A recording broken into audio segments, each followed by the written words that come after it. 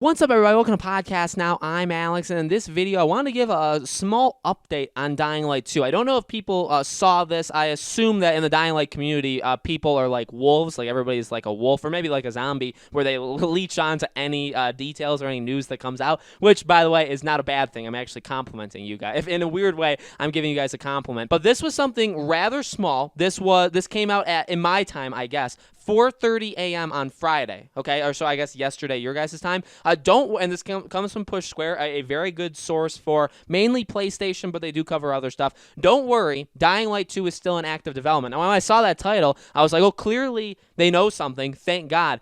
Now, it's not a lot. But let's go through what they said. They reached out to Techland with Ola Sandid. I don't even know how to say the last name. I'm not going to try it. Senior PR manager at the company. Now, I don't know if she's the same one, and I believe it's a girl. I don't know if she's the same one that came out that said the whole, like, it's not true, the whole, like, internal problems we've been having. But they reached out to her. I don't know. Maybe they felt lonely in the morning, and they decided, hey, let's reach out to Techland. And then she said, the Dying Light 2 development is moving forward according to our internal schedule. We revised at the beginning of the year. And that's it. And then Push Square goes on to say this is now shaping up to be a 2021 title that will surely lead with the PS5. So yeah, that's not that's not that hard to come up with. So it's very short. It's literally one sentence of information, but it does a couple different things. No, and actually, I mean, weirdly enough, and I know people will probably say like, man, you stretch video, and people say that all the time about me. All of them I do 100% disagree with, but I do think I can come up with things out of pretty much nothing. I think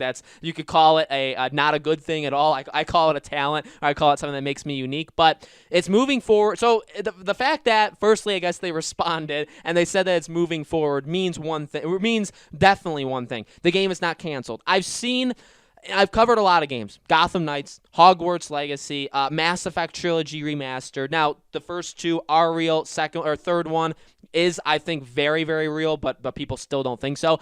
Look, so bottom line is I have a track record with talking about Silent Hill, which, again, very, very real in my mind, but a lot of people don't agree with me. That's totally cool. I've been very spot on with pretty much every single game I've ever talked about that doesn't exist that eventually comes alive. Prince of Persia Remake, I was talking about that for months, for like 6+ months, okay? Now, I'm not saying I'm a leaker. I'm not saying I'm an industry insider, but I feel like when I see something that seems promising that I can connect to, or I can read kind of between the lines, I feel like I'm kind of, again, unique in that way. So, and you could be saying, well, why are you spending all this time saying it? Well, I've seen in the Dying Light community, people are giving up. And so again, I've seen it with Gotham Knights, people just continuously saying, I can't do it anymore, it's not real. Hogwarts Legacy, people were literally, the day before the PS5 event where Hogwarts Legacy was announced, people were ready to jump off a cliff. Okay, people were done with that game, and I was very worried because if that game wasn't at that PS5 event, people would have stopped. Like, I think a majority of the people that believed in that game would have jumped off the train and said, I'm done with this. I guess maybe until it gets announced, or maybe just I'm done with it in general. And that's what's that's what sucks. I mean, does it suck because they won't watch my videos? I mean, okay, I'm not gonna lie to you. Obviously, that's one thing, right? If like half the people just stop watching, then I have half the audience. So that does suck. But also, I don't want people to give up hope, especially in something that we're all supposed to believe in so strongly. And so for Dying Light, it's actually the exact same thing, where it's like when people say, oh, this game must have been canceled or it was restarted or whatever, it's like, come on. You know what I mean? Like, you have every right to believe that, and I'm not going to tell you need to change your mind, but I'm going to implore you. I'm going to say, here's some things that I know, or that I've seen out there. Let's see if we can maybe get some different thoughts in their head. And so for Dying Light, that's the situation. I've seen a lot of people saying that they feel like this game is canceled. It's not. It's absolutely not. Are there problems? I honestly feel like there were. They even say in the article in the beginning. Now they disprove, or they say, they go anti it, and they say,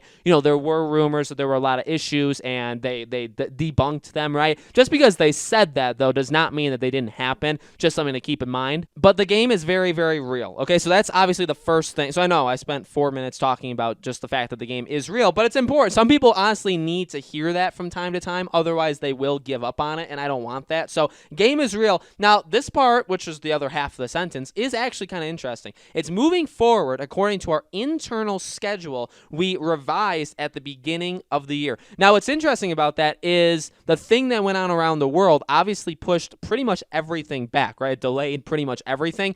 The fact that they didn't mention that and they said they had a plan at the beginning of the year that, a revised schedule of how they were going to do it, that's kind of interesting to me. Now, do I think that means like, hey, we were planning on 2020 and then we said, no, we're going to do 2021 now? I think that could I mean, at this point, look, this is a 2021 game, right? There's absolutely no way around that. And they had to have known that. They have to know that. And so at some point, they had to have basically planned for that. Remember, we had word back in June or July that they have a team of people specifically dedicated to when this game is coming out and like the announcement of it and the planning of it. I don't know if they fell asleep and they just haven't woken up yet, but that team does exist inside of Techland. I do think, though, that's kind of what that means. I think that they have, look, every game developer should have a plan, so I'm not saying like, oh my God, guys, look, we got the scoop. They have an idea of what they're doing. Well, no, obviously everybody does, but for this example, I feel like that's kind of what it's leaning more towards. Right now, it's a 2021 game. I feel like it's interesting. It also maybe could infer, because also, you have to think about this.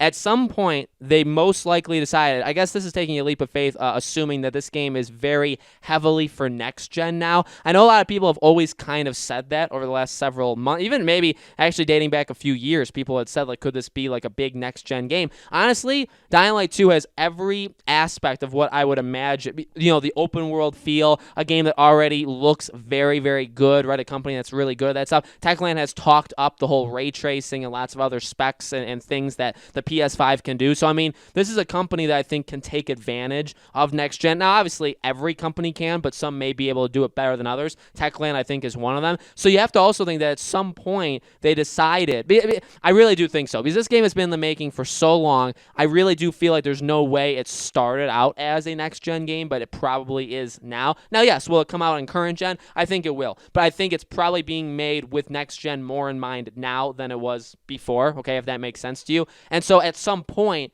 they may have needed to think that through, right? They may have needed to say, well, okay, we're not going to get this game ready for 2020 on current gen, but if we start doing that, I mean, we're already maybe working on next gen. If we start implementing that, it will be 2021, but now we can start focusing more on that than this. We don't know what the internal meetings are, but that could very easily have been said. So, again, biggest thing is that the game is still real. It's still coming. It's still annoying that there's no news on it, but it's still absolutely coming. And then, again, the fact that they set a revised plan at the beginning of the year definitely sounds like they knew that it wasn't going to happen in 2020. I don't know why they couldn't have just said that out loud. I guess you could even argue, because that is basically a confirmation that this is obvious that their plan changed, but you could say like something went wrong. And I think that in a gaming development timeline, if you say like, yeah, we were doing this, but then our plans changed and now we're doing this, that most likely, most times, means that the first thing, something went wrong or it didn't work. You know what I mean? Where it's like, well, we were going to get this all ready for this time, but then we couldn't do it, so something went wrong, and now we're doing this. So I feel like that is basically them admitting that something happened that they're not going to say out loud, at least not yet. I don't honestly feel like they'll ever say it out loud. They'll probably say, oh yeah, it was always designed with 2021 in mind, and it was always designed for next gen, even though this was a spring 2019 game when they originally talked about it. So